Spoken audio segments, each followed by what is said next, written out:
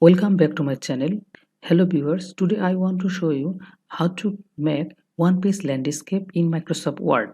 Till now, who subscribe my channel, please subscribe my channel to get update notification and stay with us. I am Tech Adnan with you to show in this video. To make one-page landscape, first open Microsoft Word. Open Microsoft Word.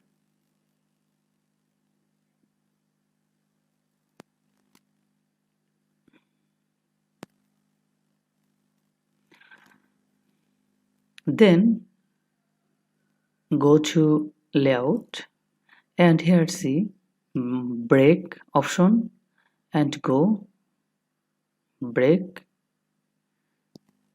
make next page break, and this is page make break, and here go to orientation and click landscape.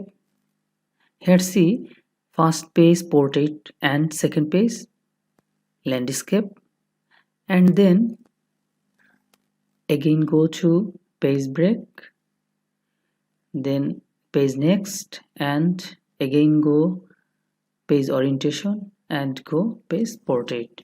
Here you see that first page portrait and second page landscape and third page portrait. Hope this video will be helpful for you, and thank you so much for watching this video.